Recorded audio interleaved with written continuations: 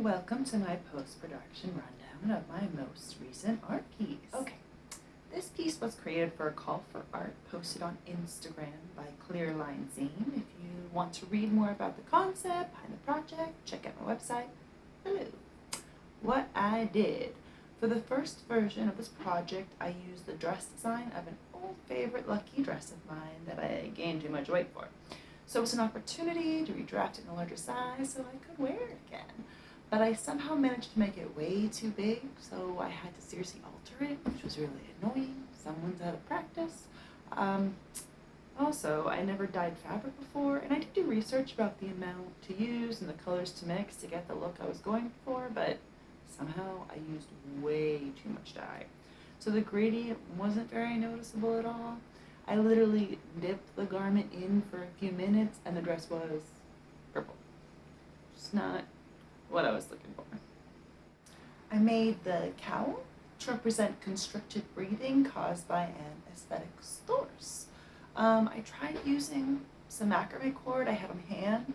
I try not to buy art materials unless I have to because it's a slippery, expensive slope. The end product ended up looking way too bulky. Since I was trying to get it done for the call for art deadline and my photos were just very fast and dirty. It was a very just get it done vibe. Also, it didn't occur to me that if I'm going to make wearable art, I need to not be horrible at photographing it, since how you photograph and model the piece is a huge part of the documentation and presentation. It's a little more difficult than taking a few photos straight on a canvas in natural light. Months later, I wanted to revisit the concept because I knew I could do it better, and I genuinely wanted to wear the dress eventually. I started by gradually bleaching it over a few hours, then gradually re-dyed it with navy blue. The gradient came out awesome the second time around and was exactly how I imagined it.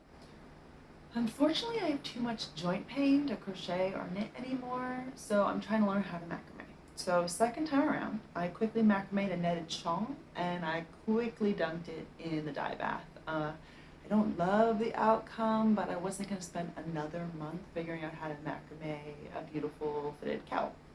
I did put a lot of energy and thought into the photos this time around, and I think they create a really consistent vibe with the dress, which is awesome. What did not work with this project? I wish I'd ironed the dress better from the photos. I keep looking at the stomach area. I wish I watered down the paint. I want it to look like I was dipped in the color to add to the visual gradients. Paint's a little chunky for that. I wish I found a cowl macrame pattern that had more shape, but again, super newbie at the macrame game. But what did work, the awesome color gradient, second time around it came out exactly how I pictured it. The photos were much better the second time around, even though my Photoshop skills, I use the free version called GIMP, I don't use Photoshop. They're not awesome, but I thought they worked well enough. And my makeup was awesome. I definitely think the second variation was better than the first. Ironically, I missed the email in July from Clear Line Zine and realized after I finished the second variation that my initial submission actually did get into the zine, so that's cool.